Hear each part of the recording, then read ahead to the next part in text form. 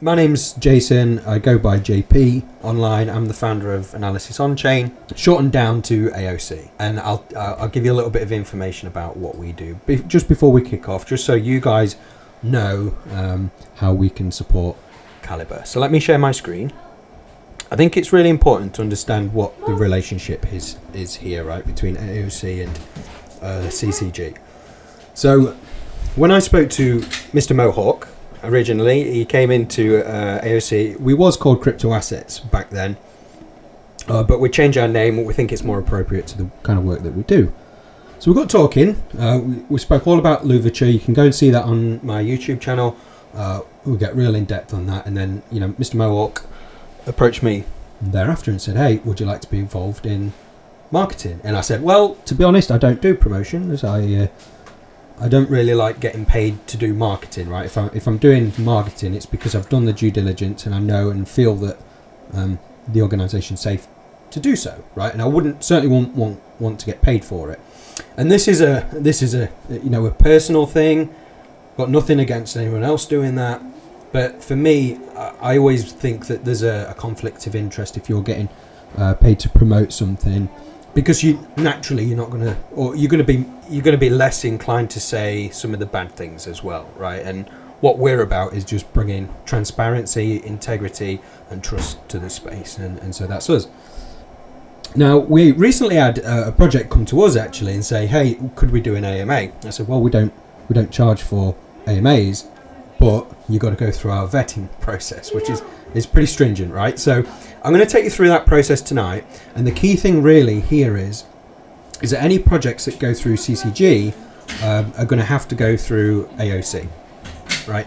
And so I wanted to take you through that process just so that you guys can see how in depth we go, really. And so if we present back our reports, our findings, I think you guys will be able to rest assured that it's been done as objectively as possible. So I've got up the website right now. By the way, like I said, if you have any questions, feel free to just drop them into into chat. So let me just cover a few things on the website. You can go down, see a little bit more information about us. You can see a couple of people we work with. We work with these guys, management. Excuse me. I do have this annoying cough. Just been recovering from illness, so apologise for that.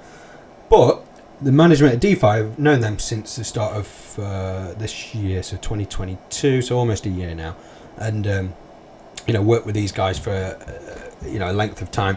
Now they've actually created something called Wallet DMs and Trade DMs, and they're two different pieces of software. Wallet DMs pings you when there's movements on any particular any particular wallets that you're tracking, right? So I use it for influencer wallets, which is ideal. So I can see when an influencer's just been paid by somebody, and I can see when they're just about to, or when they have just bought something. So they provide our AOC members, which is a premium membership, with that software for free for a limited amount of time, and then it's discounted thereafter. We also provide our rug pull investigation services to Obsidian Council by investigations by Obsidian. We provide our vetting services to CCG, and with MDB over here, once a month we'll go in there and we'll share 2 projects with their premium community, our in-depth analysis. So typically the public can't actually see our analysis. In order to see it, you have to go and be in in VIP essentially.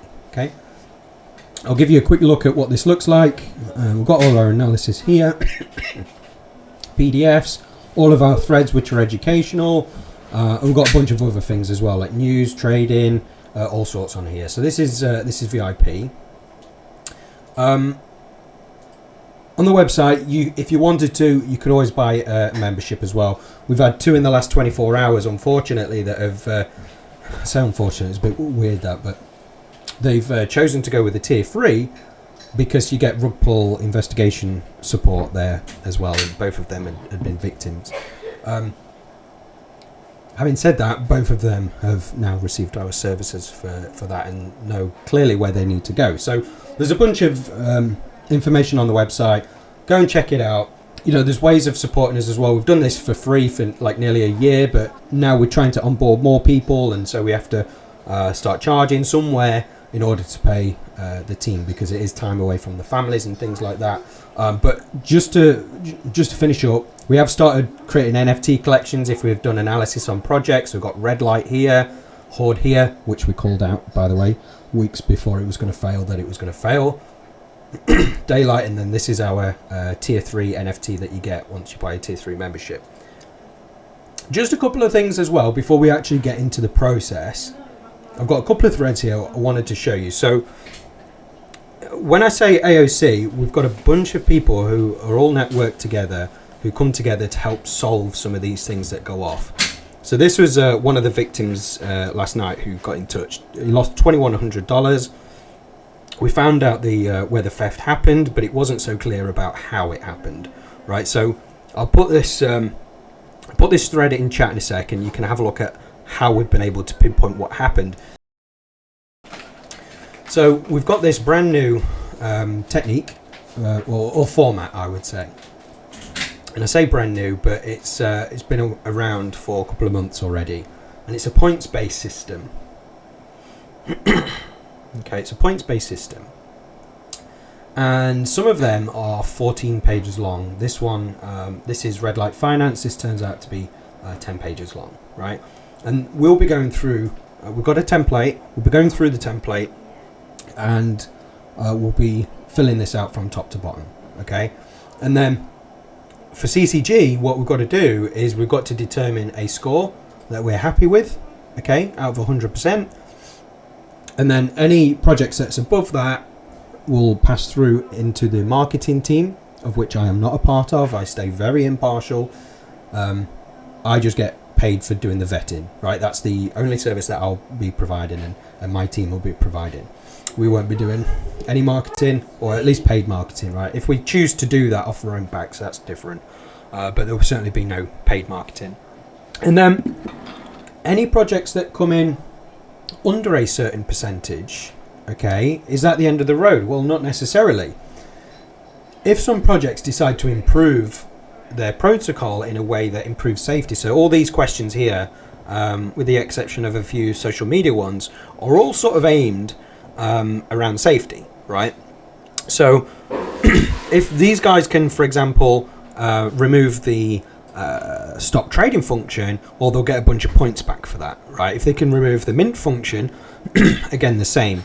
If it's a proxy contract, if it's not if they change it into a non-proxy contract, again, you can get points back.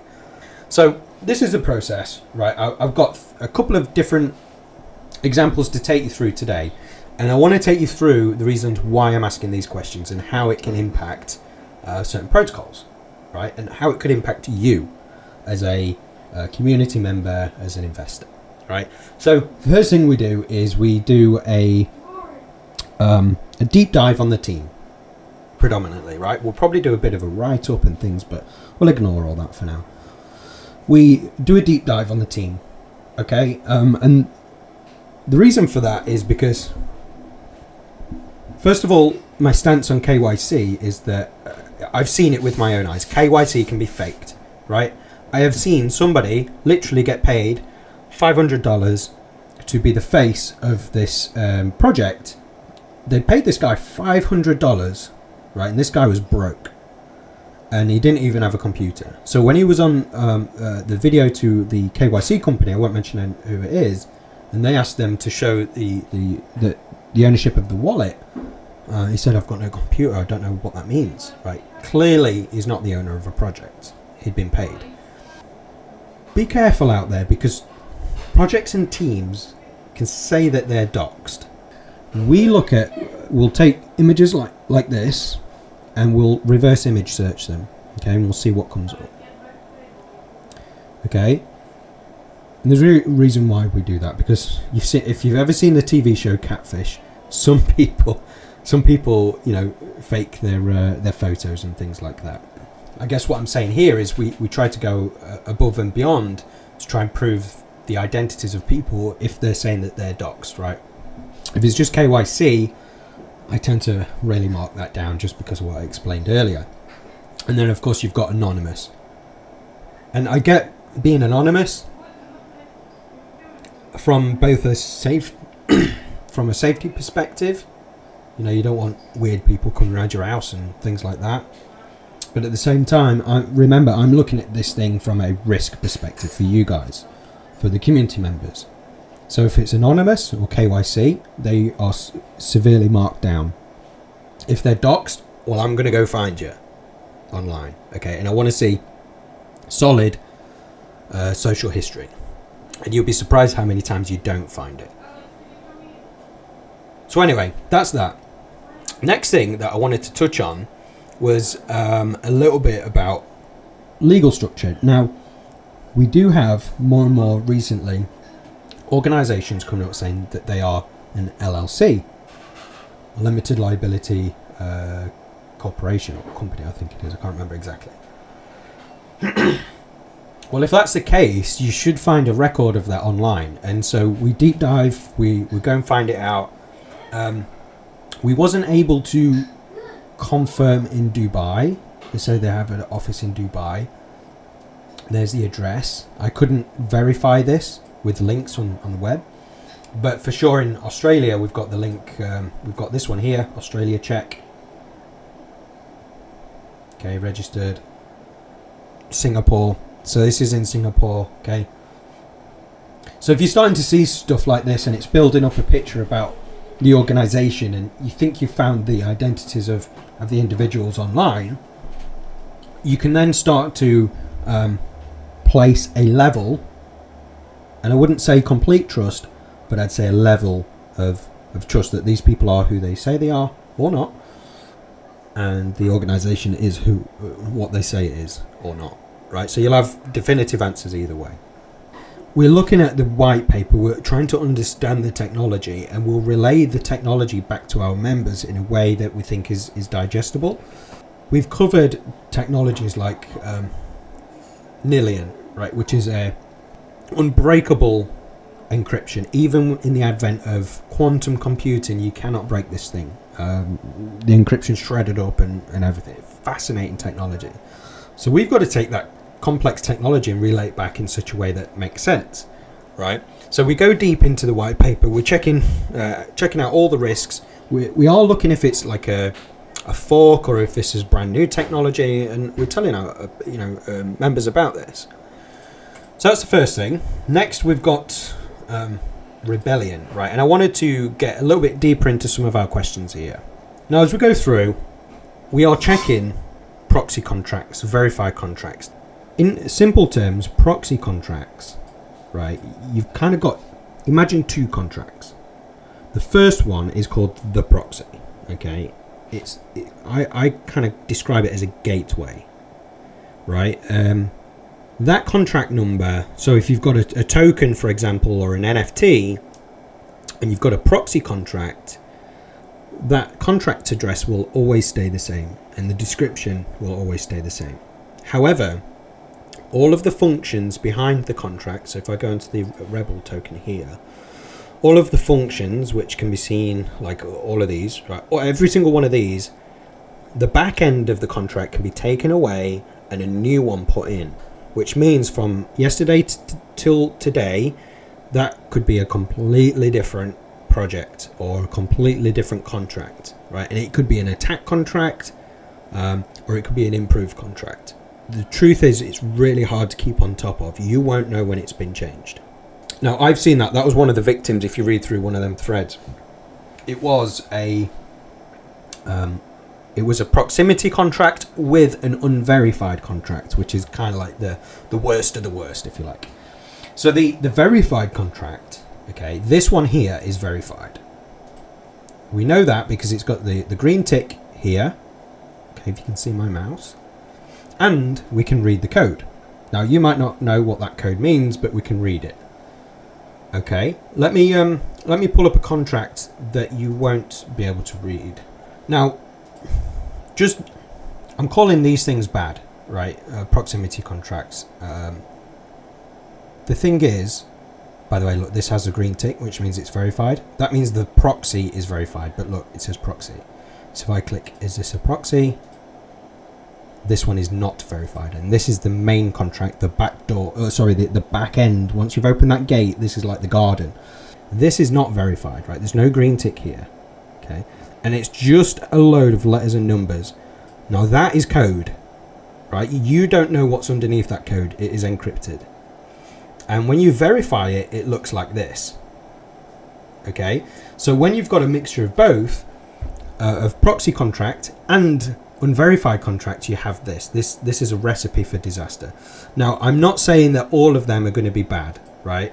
And there's reasons why some might be proxies, and there's reasons why some might be unverified. For example, if you've got a project, no, here's the best example. USDC is a proxy contract.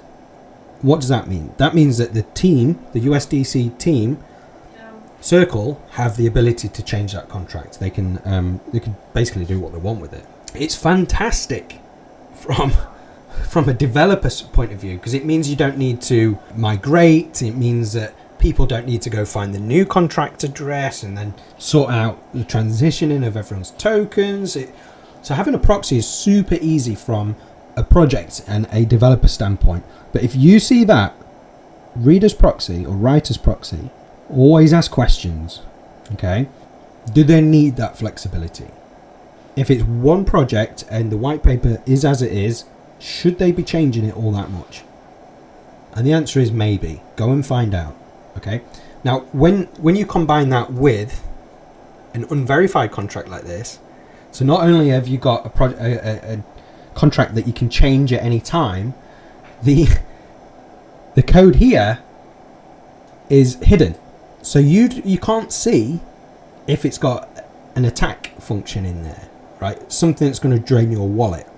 And unfortunately, one of the victims that came through today had approved one of these contracts months before, and it was only last night that they stole $2,100. Okay, so as part of our analysis, we're really looking at all of these different things. Okay, even things like, I mean, this is DeFi, but we do look at NFT contracts. We look at metaverse contracts, all sorts, right? Buy taxes. So these guys have scored pretty okay on buy taxes, but we also look what's the maximum limit that they can be set to as well. So if I go to the Rebel contract, okay, we can see that the initial fees are set here. So initial buy fee is 10%, sell fee is 14%, transfer is 14%. So that's the initial set. So when the contract is launched, that's what the tax is going to be. But what about later on if the team want to change it? Okay, sometimes they don't have the function in, but sometimes they most definitely do. And sometimes they can even change it to 100%, which means that this becomes all of a sudden a honeypot. Okay, this piece of code right here, it requires, so it's mandatory that the new buy tax, which is set in this function up here, is less than or equal to the current fees for buy-in. So that means that those taxes can never go up. They can only ever stay the same or go down. That is good. You've got good control there. If you don't see something like this, then it means this can be a honeypot, right? And you need to be really careful about that. Okay, now our analysis covers this anyway. We go into all of this this detail, and when we do a deep dive on a twice a week basis, right, we'll be sharing all of this information and people can go and verify it. So yeah, we check all of that anyway. We're looking for multi-sigs. By the way, there's some great tools online for you to go and check multi-sigs. You can actually go to the Gnosis website. Here's the Rebellion one. Super easy to do. You just click add safe, add existing, put on the network that you want to use, add the address, and it will tell you all of the information that you want to know. Okay, so we go into all of that detail as well. We record down whether it is a multi-sig or not, who's on the multi-sig, how many they've got, and things like that. We go through the audit in detail and we ask the questions. It's weird because, like, with audits, I see some people saying, it's got an audit, it's all good, it's all right, it's got an audit. But they don't really look at the content of the audit. Now, sometimes in the audit, it will tell you, it will say there's a huge centralized risk here. It actually says that. Or the team have the ability to stop the trading, whether it's NFT or DeFi. That means they can turn it into a honeypot. Now, it's not to say that those things are bad. Sometimes you need them. But you as an investor, you need to know that information. And the reason why you need to know that is because you'll then start to factor in risk when you're sizing your sort of investment into that project, right? If you know about all of these things up front, you're probably going to put less in, which is a good thing, I think. We all know how many rugs has happened, unfortunately. Right, we do a liquidity check. We make sure that they've got enough liquidity in and things like that. We go and check see if we've got other liquidity pools. Because if the liquidity runs out, what happens? No one can trade. We're checking for big whales. There's another tool up here called Token Sniffer, which I really recommend you guys using. This is the one for Rebel. Let me drop this into comments. What this does is fascinating. It takes the top 100 holders and it looks for the different sizes, right? And it's looking to see how many, like the size of these blue bubbles represents how much somebody holds. So if you all of a sudden see one big bubble, that means someone's got most of the token supply, and then they could, potentially dump it, right? We're looking at all of that. We're looking if the funds go off chain. Have they got traceability for that?